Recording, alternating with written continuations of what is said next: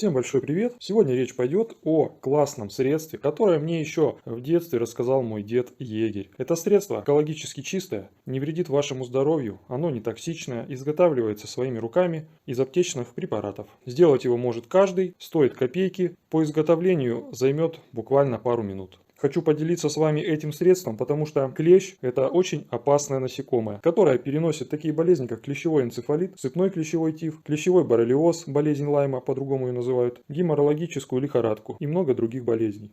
Раньше многие мои друзья пользовались вот такими покупными средствами. Они на самом деле очень токсичны и действуют не только на клеща, но и на вас, на ваше здоровье. Поэтому я ни в коем случае не советую их покупать, а посмотрите мой ролик до конца и обязательно сделайте себе это безопасное средство, которое эффективно в борьбе с клещами. Кстати, также это средство помогает в борьбе еще и с комарами. Так что, друзья, устраивайтесь поудобней. Всем приятного просмотра. Поехали!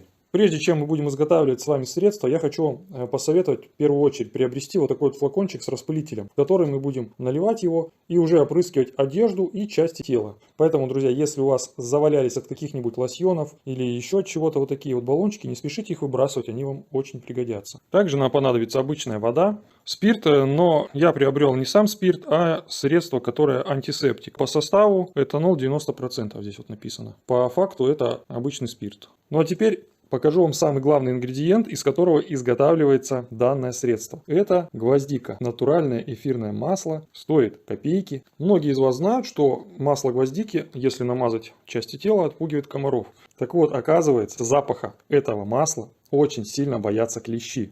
Итак, приступим к изготовлению. Берем масло гвоздики, вот такой вот бутылечек. По идее, его нужно смешать с водой. Но, как все вы знаете, если масло смешивать с водой, оно не смешается. То есть оно просто будет плавать на поверхности. Поэтому нам нужно растворить масло в спирте, а затем уже смешать его с водой. На бутылек 100 мл понадобится всего лишь чайная ложка вот этого гвоздичного масла. Растворим его в спирте. Здесь примерно 2 столовые ложки. Аккуратненько. Так как ложка не полная была, я сейчас дополню чуть-чуть и вылью. Закрываем бутылек. Хорошенько все это дело перемешиваем. После того, как масло растворилось в спирте, мы его переливаем в наш распылитель, а затем уже разбавляем водой. Получился, друзья, вот такой вот гвоздичный мусс. Так сказать, супер средство, которое защитит вас от клещей и комаров. Самое главное, оно недорогое и экологически чистое, безопасно для вашего здоровья. Ну, естественно, если у вас нет аллергии на гвоздику. Поэтому пользуйтесь, будьте здоровы.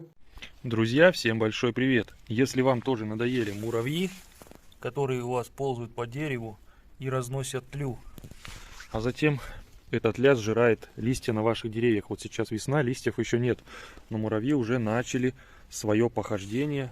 Их будет очень много на ваших плодовых деревьях. Вот это у меня груша.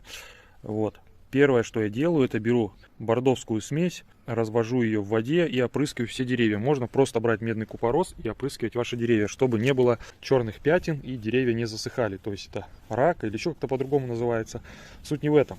Так вот, долго я думал, что я только не перепробовал, чтобы бороться с муравьями, которые разносят тлю. То есть если муравьи не будут залазить на ваше дерево, то, естественно, и тли у вас на деревьях не будет. Сейчас я вам покажу классный способ, как от них избавиться прямо на весь сезон. В первую очередь, что мне понадобится, это вот такая вот побелка для стволов деревьев. Побелка может быть любой фирмы. Я купил самую дешевую, вот краска для садовых деревьев. И вот такая вот штука, то есть это порошок для уничтожения всякой нечисти, муравьев и так далее. Он стоит копейки, что-то порядка 50 рублей. Все, вот эту смесь насыпаем сюда.